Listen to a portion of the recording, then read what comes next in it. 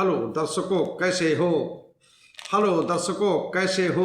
मैं अब लाइव आ चुका हूँ। कुशल मंगल खुश रहो सभी, मैं यही भावना करता हूँ।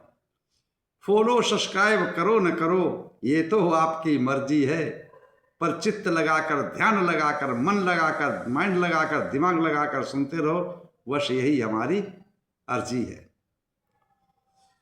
बस यही हमारी अर्जी है।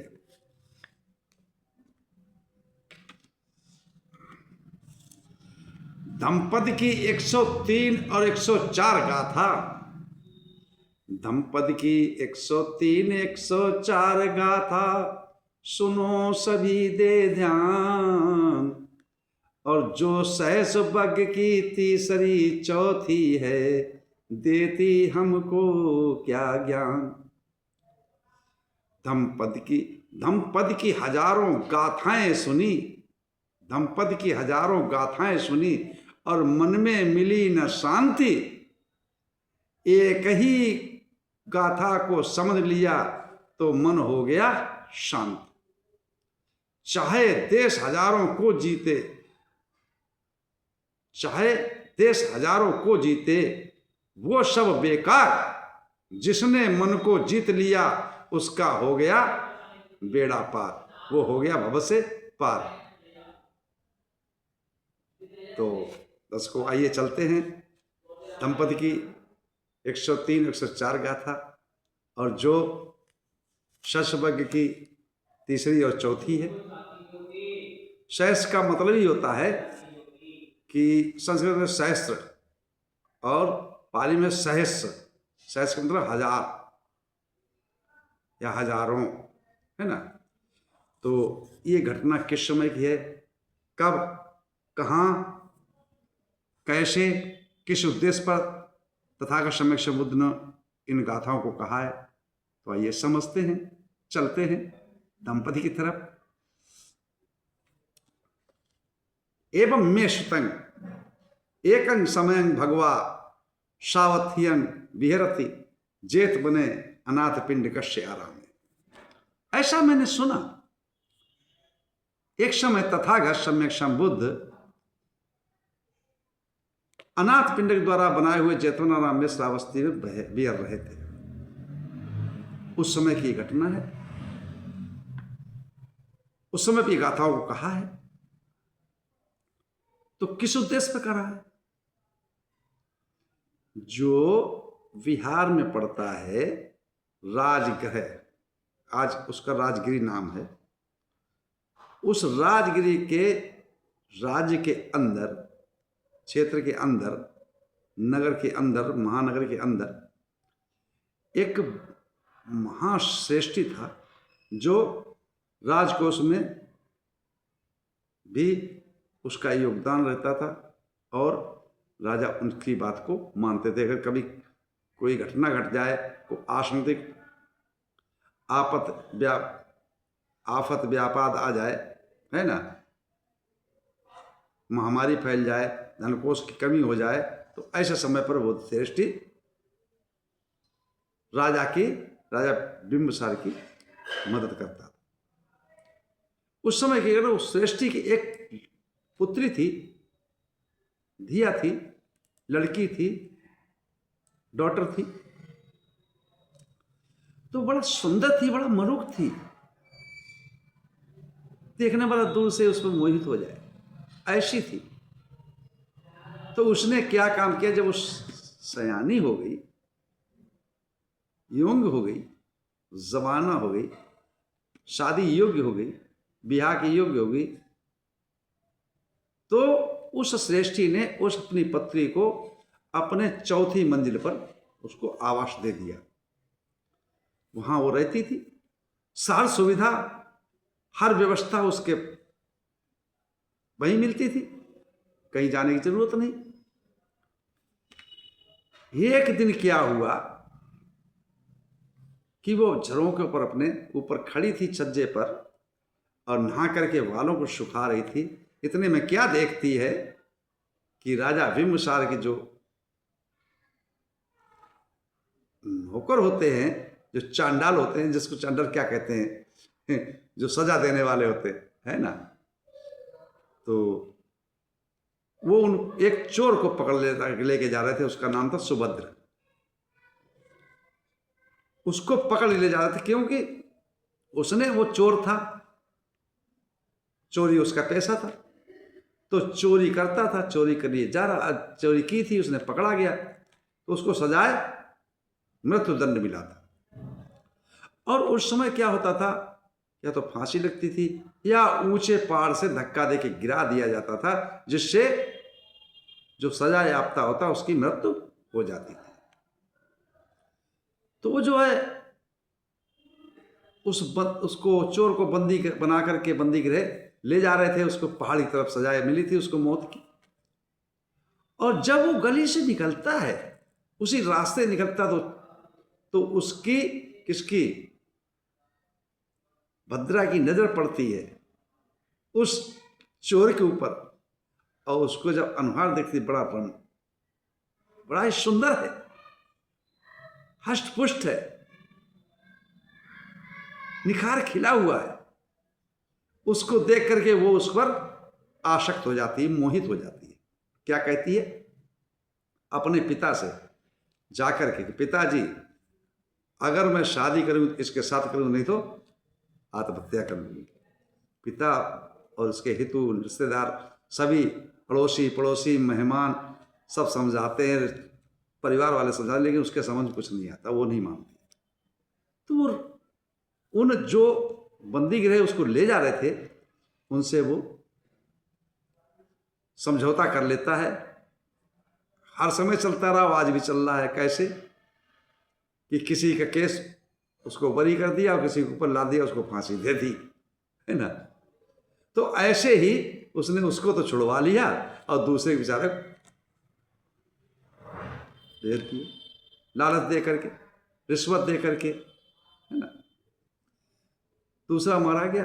वो उसको जो है, उसको घर में ले जाकर उसको नहलवाया धुलाया, उसको स्वच्छ बना करके और उसकी शादी अपनी भद्रा से कर दी। आराम से वो चकाचौंधी दुनिया में, पैसे वाली दुनिया में आराम से चौथे महल पे रहने लगे। पति पत्नी दोनों बड़े खुश थे, बड़े मगन थे।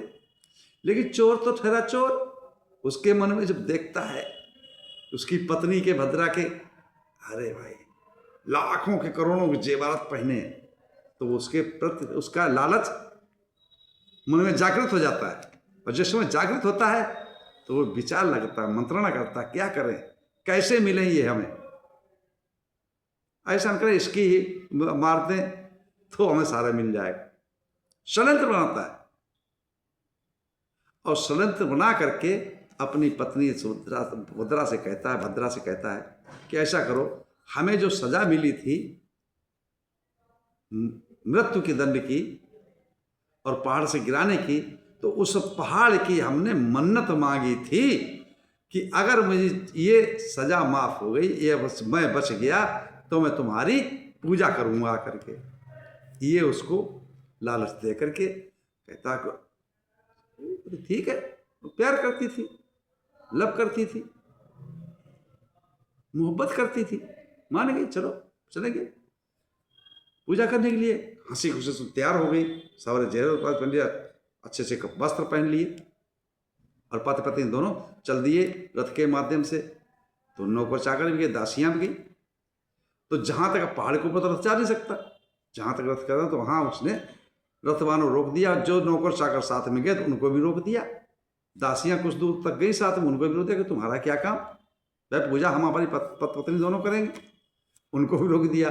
जाकर के शीर्ष पे, पहाड़ के शीर्ष पे पहुंचते और जाकर के वहां पर क्या कहता है वो कि देखो प्रिय, ऐसा है, आप हम लोग पूजा करेंगे तो ये गहने वस्त्र जो महंगे हैं इनको उतार के रख दो और फिर पूजा करते हैं। तो उस भद्रा को शंका हो गई, बेचारा ऐसा क्यों भाई, पूजा करने से क्या तकल्लुफ उसका। वो समझ गई ऐसा नहीं है, चोर का अपने चोर के भावना से दिमाग खराब होगा। तो वो मन में विचार करके सोचती कैसे क्या किया जाए, ऐसा न करे जो मार दे मुझे। अकेले हैं, दिमाग लगाया और मैंने विचार वितरण करके और ये विचार लगाया कि इसको मैं किस प्रकार से इसके चुंगल से निकलूं। तो उसने क्या काम किया, उससे कहा ठीक है ऐसा करो कि मेरी इच्छा एक बार ये है कि मैं सारे वस्त्र, सारे भूषण, जेवरात उतार दूंगी, लेकिन एक बार जो मुझे प्यार से आलिंगन कर लेने दो, मतलब जपियां पा लेने दो, हैं, कौरी भर लेने दो, गले मिल लेने दो। ये बहाना किया उसने और उसने कहा ठीक है, हंसे, मुस्कुराहट तो अंदर कुछ और बाहर कुछ, मुस्कुराहट कुछ, हंस के बोला कोई बात नहीं। तो जैसे ही उसने कौरी भरने का काम किया, तो जैसे कौरी भरने दिया तो उसने धक्का दे दिया, उसको पहाड़ के नीचे गिरा जाके। उसकी देखते देखते प्राणों का अंत हो गया, मर गया। अब वो सोचती है कि मैं क्या करूं, कहां जाऊं, कैसे जाऊं, क्यों मैंने अपनी मर्जी से सबके कहने, किसी का कहना नहीं माना, किसी की बात नहीं सुनी, अपनी जिद पे अड़ी रही। तो इससे मैंने शादी की, मैरिज किया और इसने ही हमारे प्राणों का अंत के बारे में सोच लिया। अब मैं जाऊं तो जाऊं कहां? तो उसने विचार किया कि चलो अब यहीं से हम संन्यास ले लेते हैं। उतरती है, चलती है रास्तों में जाकर के, तो निगंथों का, जो निगंठ जैन धर्म वाले होते हैं, उनका आश्रम मिलता है। तो वहां जाकर के वो संन्यास धारण कर लेती है, बाल काट लेती, बाल कटवा दी, सन्यासीन बन जाती है। और दिमाग की बहुत तेज थी, चंद दिनों में ही वो सारी बातों को सीख करके बड़ा पारंगत हो जाती है ज्ञान में। और फिर जो उसके सवालों का जवाब कोई नहीं दे पाता है, तो जगह जगह जाकर के, नगर में, गांव में, दूर दूर जाकर के, और एक जामुन की लकड़ी, जिसको जम्बुक बोलते थे, उसकी लकड़ी जाकर गाड़ देती है कि मेरे सवालों का जवाब दे, वही इस लकड़ी को उखाड़े, अन्यथा कोई ना उखाड़े। ऐसे करते करते करते करते वो श्रावस्ती के कौशल राज्य के अंतर्गत पहुंचती है, श्रावस्ती के नजदीक किसी गांव में, और वहां जाकर के उस लकड़ी को गाड़ देती है। तो वहां बच्चे खेलते होते वो देखते हैं, तो कहते हैं ये क्या है? तो कहती देखो, मेरे जो प्रश्नों का उत्तर देगा वही इस लकड़ी को उखाड़े, अन्यथा कोई उखाड़े ना। ठीक है, बच्चे तो बच्चे खेलते रहे। इतने में जो क्या था, वो चली गई चारका के लिए। इधर जो है भिक्षुओं को चारका का भी समय था, तो सारे पुत्र जो थे वो चारका के लिए निकले और उसी रास्ते से जा रहे थे। तो बच्चों ने, जब उन्होंने लकड़ी को देखा, वो जानते सब साथ थे कि मर्द थे, तो उन बच्चों से पूछा कि ये लकड़ी कैसी गड़ी है? बच्चों ने जवाब दिया, बनते जी ये वो जो है जो उसके जो जब उसने सन्यासी बनी थी, तो उसने बाल जब काटे गए थे, उसके बाद जो बाल बड़े हुए थे तो उसके घुंघराले हो गए थे, इसलिए कुंडर कैसा उसको कहने लगे, ये कुंडर कैसा गाड़ गई भद्रा। और वो कह गई जो हमारे प्रश्न को उत्तर दे वही इसको उखाड़े।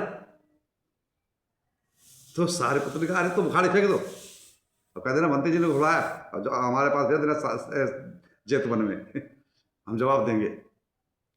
बच्चों ने बच्चों ने उखाड़ के फेंक दिया। सारे पुत्र अपना चारिका की, पिंडपात किया, जाकर के जेतवन में पहुंचे, आराम से भोजन करके और वृक्ष की छाया में बैठ गए। इधर क्या होता है, जब वो शिंडल के साथ वहां पास आती है तो बच्चों से कहती है ये लकड़ी किसने उखाड़ी? कि सारे पुत्र बनते जी आए थे, उन्होंने कहा हमने उखाड़ी, उन्होंने कहा उखाड़ दो। कि तुमने क्यों उखाड़ी? उन्होंने कहा कि जवाब हम देंगे। उनके पास जाके चले जाओ, जवाब चाहिए तो कितने प्रश्न करने, जाओ। वो जाती है श्रावस्ती के जेतरामनारम में, और जब शारपुत्र के पास पहुंचती है, छोटा आसन देके, तो आवभगत होती है, आदान प्रदान होता है, एक दूसरे को संक्षेप पूछते हैं, उसके बाद प्रश्नोत्तर होते हैं। संक्षेप ले रहा हूँ, वीडियो बहुत बड़ी हो रही है, तो क्योंकि वीडियो बड़ी होने पर कोई सुनता नहीं है, जल्दी करके। दो दो चार मिनट के बाद जल्दी सुनते देखते और उन्हें बाकी भगा देते हैं, बनते जी तरह बकवास कर रहे हैं।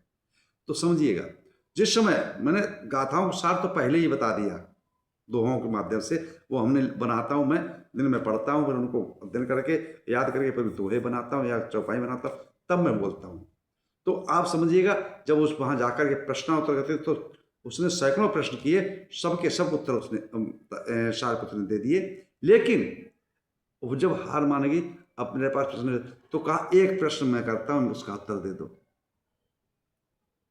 सारपुत्र ने कहा कुंडल के शासक, एक प्रश्न का उत्तर हमें दे दो, अब मैं प्रश्न करता हूं।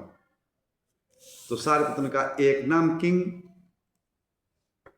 या एक नाम किंग। आप समझिएगा, ये उंगली उठ गई, ये खराब होती है बहुत, हाथ पूजा बना उठा दीजिएगा। एक नाम किंग, बौद्ध धर्म में भी 10 गिनतियां हैं, उनका अध्ययन करना किसी जिसने पढ़ी होगी, जो जानता होगा, जो उसको मालूम होगी, वो बताएगा। और मेरे पास जिसको पूछना मेरे पास आ जाना, मैं बताऊंगा। एक नाम किंग, आहार निष्ठिका, इसका अर्थ होता है आहार निष्ठिका। उसने कहा एक नाम क्या है? सारिपुत्र ने पूछा, उसने कहा भाई मुझे नहीं मालूम, आप ही बताओ। तो उन्होंने उसका आंसर दिया। वो वहां पर हार मान गई और कहने लगी मुझे अपने धम्म में, अपने संग में सम्मिलित कर लो। तो उन्होंने उसी समय जो है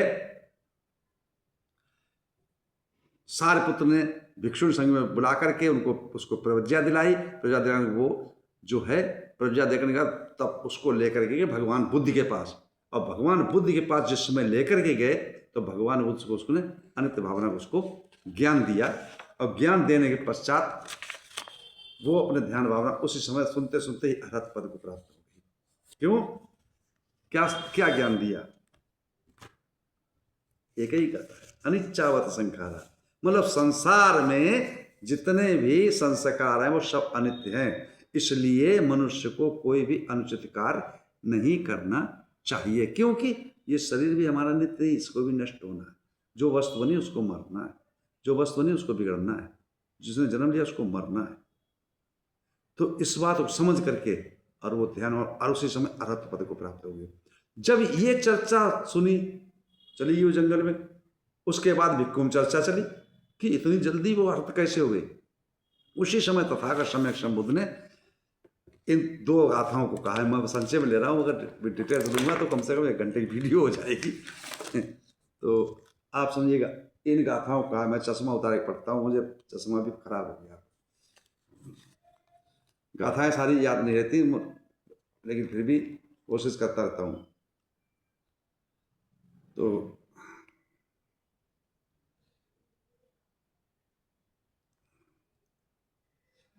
यो दूसरी और तीसरी गाथा है। यो चा गाथा सतंग भाषे अनाथ पथ संहिता, एकं धम पदं सेयो यं सुत्वा उपसम्मति।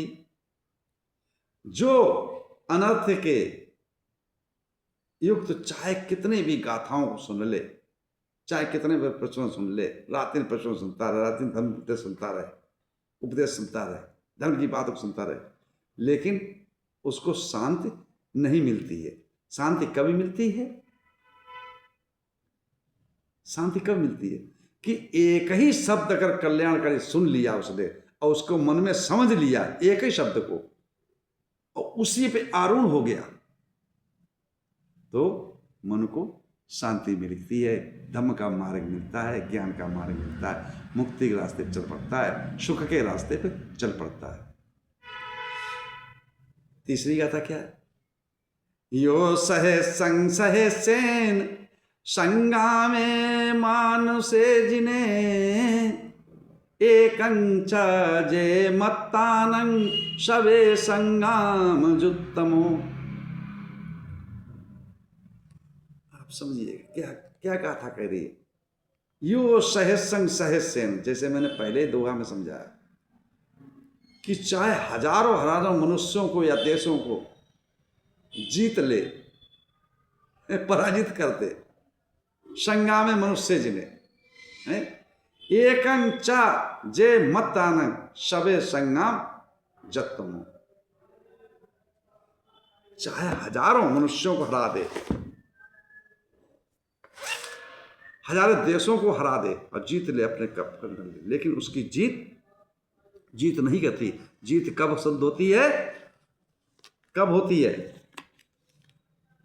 कि चाहे संग्राम में, लड़ाई में हजारों देशों को हरा दे, हजारों मनुष्यों को हरा दे, लाखों मनुष्यों को हरा दे, करोड़ों मनुष्यों को हरा दे, जीत ले, लेकिन उसकी वो असली जीत नहीं। असली जीत तब होती है जो इंसान अपने मन को जीत लेता है। अब मन के जीतने के लिए क्या प्रवृत्तियां, जो राग, द्वेष, मोह, ईर्षा, खिंचाव, तनाव, बेचैनी, विचिंता, लोभ, लालच, इनसे परे हट जाता है, इनको जीत लेता है, तब उसको असली जीत प्राप्त होती है। इसी के साथ मैं अपनी वाणी विराम देता हूँ। आप सब लोग मंगल हो, कल्याण हो, सुखी जीवन हो, निरोगी काया हो, दुख दूर हो जाए, सुख से वास करो हमेशा। आप सब लोग मंगल हो, मंगल हो, मंगल हो।